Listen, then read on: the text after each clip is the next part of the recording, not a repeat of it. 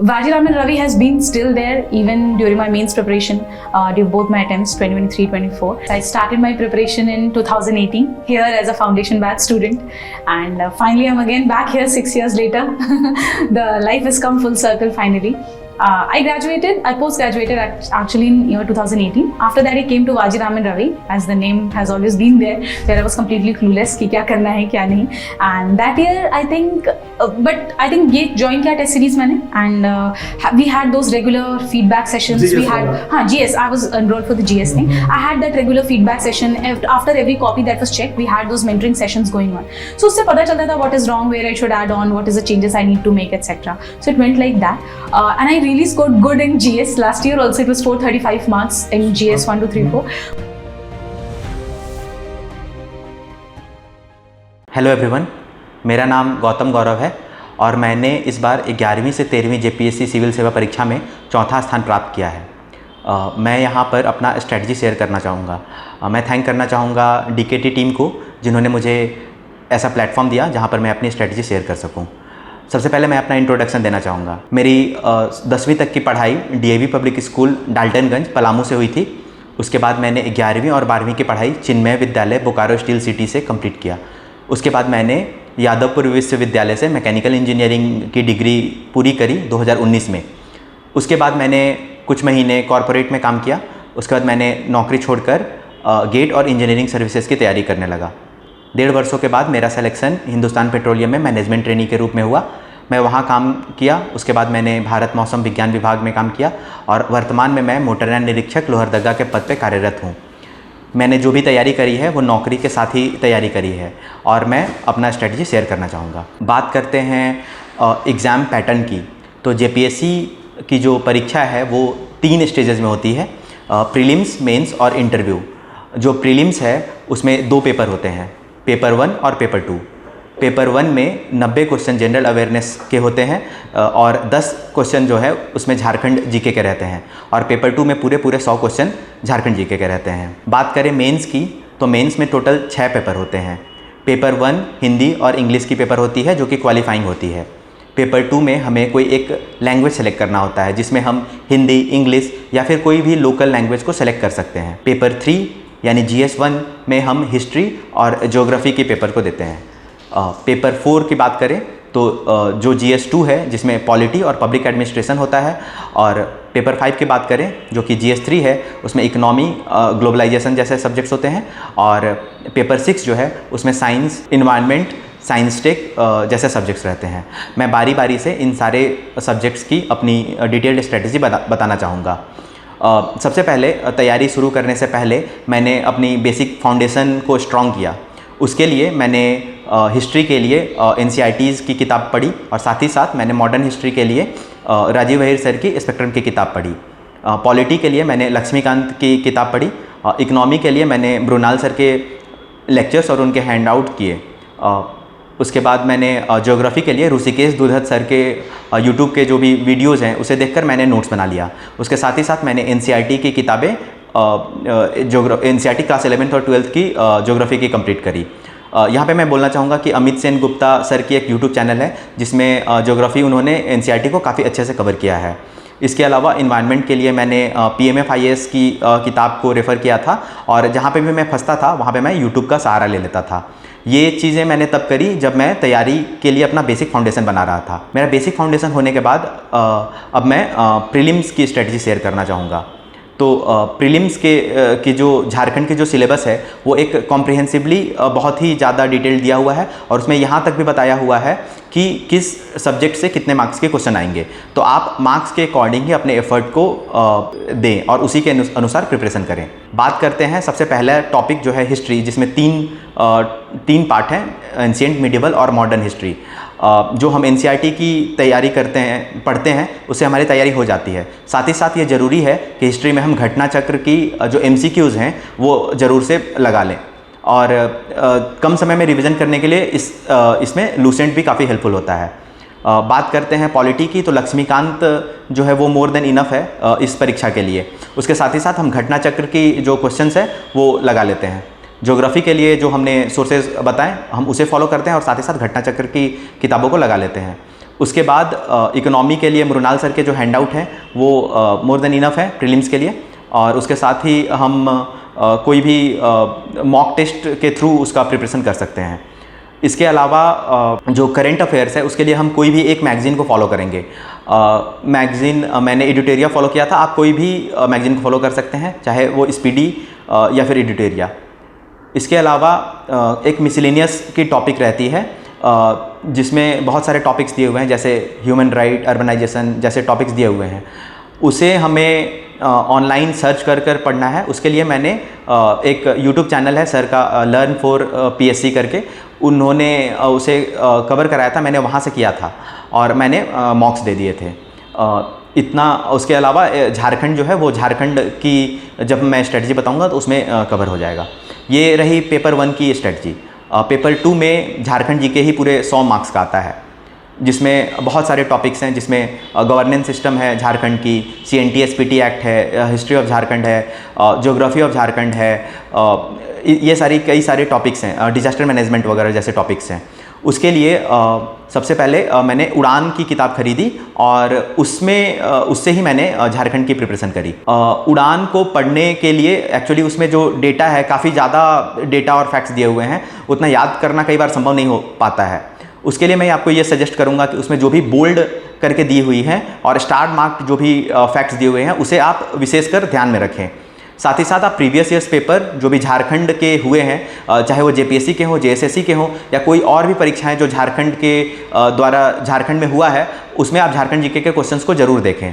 ये करने के बाद मैं यहाँ पे 2 चीज़ें कहना चाहूँगा। CNT और SPT जो है वो काफ़ी कॉम्प्रिहेंसिव एक्ट है, आप उसमें बहुत ज़्यादा डीप में ना जाएं क्योंकि बहुत ज़्यादा समय ले लेगा और उसका जो रिटर्न ऑफ इन्वेस्टमेंट है वो काफ़ी कम होगा। उसके लिए आप बेसिक उसके जो टर्म्स है वो समझ लें और साथ ही साथ आप मेजर जो एक्ट्स हैं, जो सेक्शंस हैं वो पढ़ लें। उसके लिए DSP की पाठशाला सर की जो वीडियो है आप उसे रेफ़र कर सकते हैं। और एक चीज़ कहना चाहूँगा, झारखंड हिस्ट्री में आप बहुत ज़्यादा डिटेल में डीप में न जाएं, आप सिर्फ प्रीवियस ईयर्स को देखें, प्रीवियस ईयर्स में जो क्वेश्चन आया है और उस टॉपिक को ही कॉम्प्रिहेंसिवली कवर करने का कोशिश करें। आप इतना करेंगे तो प्रीलिम्स की प्रिपरेशन हो जाएगी। बात करते हैं मेंस की स्ट्रेटजी की। तो मेंस में टोटल 6 पेपर होते हैं, जैसा कि मैंने बताया। पेपर 1 हिंदी और इंग्लिश की पेपर होती है जो कि क्वालिफाइंग नेचर की रहती है, जिसमें एसे, प्रीसी, वाक्यों का शुद्धिकरण और ये सब टॉपिक्स होते हैं और थोड़ा बहुत व्याकरण रहता है। उसके लिए मैंने कुछ विशेष तैयारी नहीं करी थी। अगर आपको करनी है तो आप बेसिक कोई भी ग्रामर की किताबें में संज्ञा, सर्वनाम वगैरह देख सकते हैं और प्रेसी और एसे का फॉर्मेट देख सकते हैं।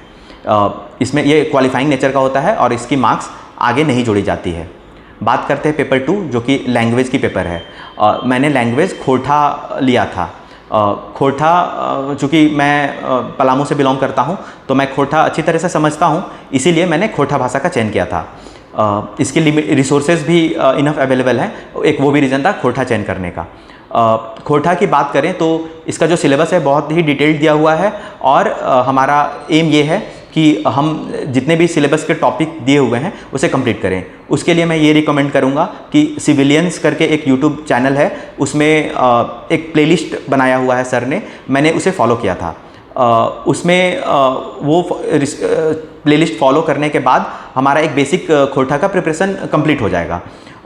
उतना करने के बाद मैं ये आपको रिकमेंड करूँगा कि आप वहाँ से नोट्स बना लें और उसके साथ ही साथ BN होदार सर के नोट्स के साथ साथ उसमें वैल्यू एडिशन कर लें।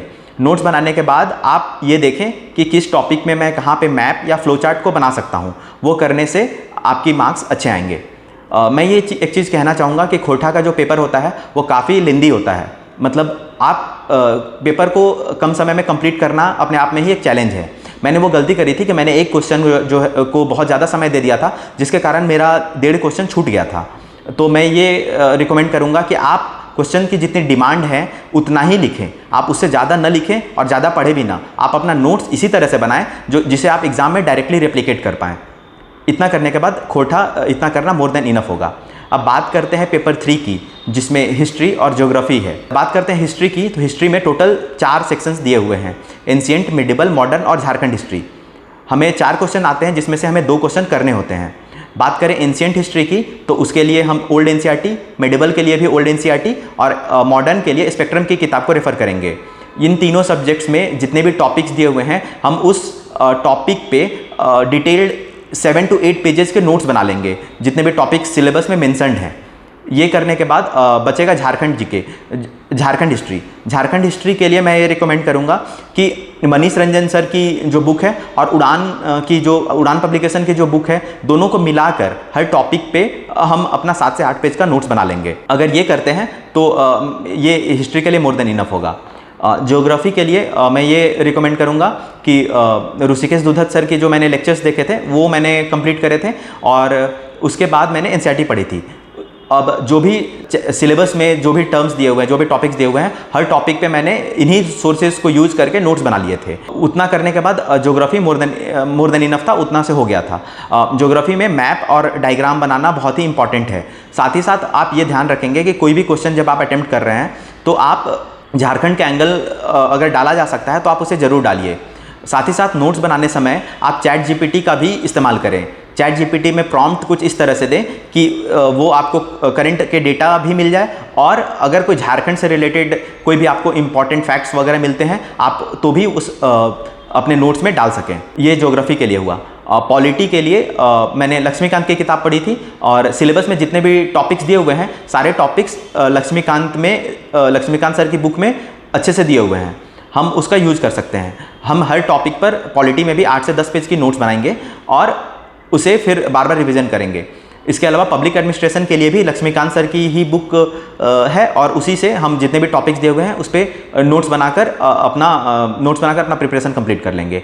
ये हुआ पॉलिटी के लिए। अच्छा, पॉलिटी में एक चीज़ मैं कहना चाहूँगा कि आप साथ ही साथ जितने भी कमेटी के रिपोर्ट्स, रिकमेंडेशंस होते हैं, चाहे वो ARC कमेटी की रिपोर्ट्स हो या फिर ARC कमेटी की रिपोर्ट्स या कोई और भी रिपोर्ट है, आप उसे अपने आंसर में डालने की कोशिश करें। आपके आंसर की वेट बढ़ेगी और मार्क्स मिलने के चांसेस ज़्यादा रहेंगे।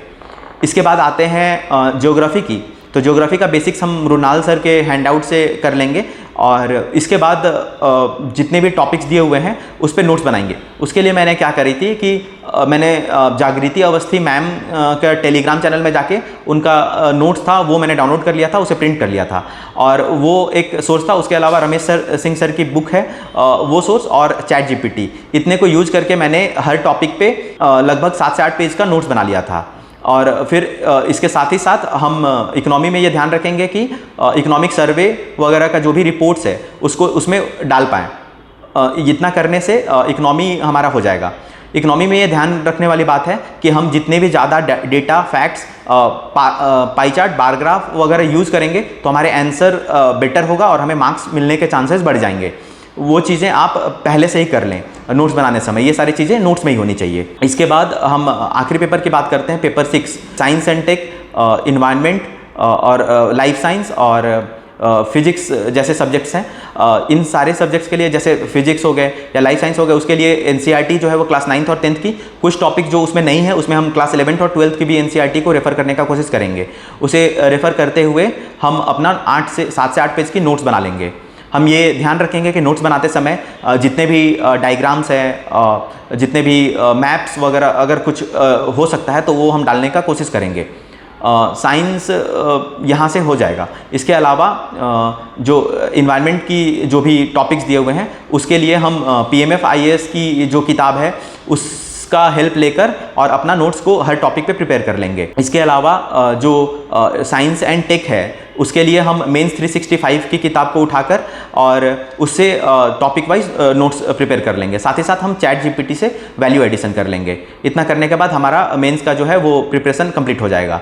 दोस्तों, मेंस का प्रिपरेशन कंप्लीट होने के बाद ये इंपॉर्टेंट हो जाता है कि हम एग्ज़ाम के दिन जितने भी पढ़े हैं उसको एग्ज़ाम में प्रोड्यूस कर पाएँ। उसके लिए मल्टीपल रिविजन्स बहुत ज़्यादा ज़रूरी हो जाते हैं। उसके लिए मैंने क्या करा था कि मैंने हर टॉपिक को इस तरह से रिविज़न करा था कि मेरा जो नोट्स है वो 1 पेज में कंप्लीट हो गया था, 1 से 2 पेज में कंप्लीट हो गया था, जो कि मैं एग्ज़ाम के रात तक देख के गया था।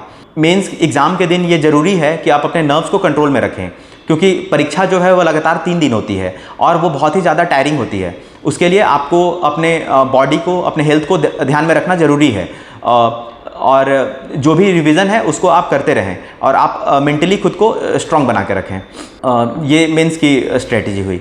और इसके अलावा बात करते हैं इंटरव्यू की। तो इंटरव्यू जो है वो एक पर्सनालिटी टेस्ट है। तो इंटरव्यू के लिए सबसे पहले मैं ये रिकमेंड करूँगा कि आप अपने बारे में, अपना जो भी प्रोफाइल है, जहाँ से आपने पढ़ाई करी है, जहाँ से आप बिलोंग करते हैं, और अगर आपने कहीं जॉब करी है उसको बहुत अच्छे से प्रिपरेशन कर लें। इसके अलावा जो भी करंट के इवेंट्स हैं उसे आप अच्छे से प्रिपरेशन कर लें। ये करने के बाद आपका एक इंटरव्यू का जो भी प्रिपरेशन है वो हो जाएगा। बट इंटरव्यू में ये ध्यान रखने की ज़रूरत है कि ये एक पर्सनैलिटी टेस्ट है, ये एक नॉलेज टेस्ट नहीं है। नॉलेज हमारा जो नॉलेज का टेस्ट है वो मेंस में हो चुका है। तो इंटरव्यू के लिए हमें अपने आप को जेन्युइन रखने की ज़रूरत है, और अगर कोई क्वेश्चन ना आए तो हम उसे हम्बली बोल सकते हैं कि ये जानकारी ये मुझे जानकारी नहीं है। इंटरव्यू इस तरह से करेंगे और हम अपने आप को, अपना जो मेरा जो कोर है, मतलब उसको हम पेपर इंटरव्यू में रखेंगे तो इंटरव्यू में मुझे मार्क्स मिलने के चांसेस ज़्यादा रहेंगे। मैं वहाँ पे ऑनेस्ट रहूँगा और मैं अपने जो स्ट्रेंथ है उस पर ही स्टिक करके रखूँगा। इंटरव्यू होने के बाद मैं आखिरी में कुछ पॉइंट्स कहना चाहूँगा कि बहुत लोग जो हैं वो जेपीएससी की प्रिपरेशन करते हैं, स्टेट पीसीएस की प्रिपरेशन करते हैं, तो वो और सारे फॉर्म्स के एग्ज़ाम्स के फॉर्म नहीं भरते हैं। मैं ये कहना चाहूँगा कि आप वो सारे फॉर्म्स भरें जो कि जिससे 70% सिलेबस मैच होते हैं, क्योंकि एग्ज़ाम में कई सारी चीज़ें हैं जो एक्सटर्नल फैक्टर्स है, जो हमारे हाथ में नहीं होती है, जिसे हम कंट्रोल नहीं कर सकते हैं। ये ज़रूरी हो जाता है कि हम और भी एग्ज़ाम्स के फॉर्म्स को ज़रूर से ज़रूर भरें। तो हम दूसरे एग्ज़ाम्स के फॉर्म भरेंगे और लास्ट में ये देखने की ज़रूरत है कि ये एक परीक्षा है और ये एक नौकरी ही है, और जो कि हमारा सब कुछ नहीं होता है। तो हम इसे एक परीक्षा की तरह लेंगे, हम इसे लाइफ और डेथ का सिचुएशन नहीं बनाएंगे। ये अगर हम ऐसा करते हैं तो हम एग्ज़ाम्स में अपने नर्व्स को कंट्रोल कर पाएंगे और हम बेटर वे में परफॉर्म कर पाएंगे। तो ये मेरी जर्नी थी। Thank you for being a patient listener.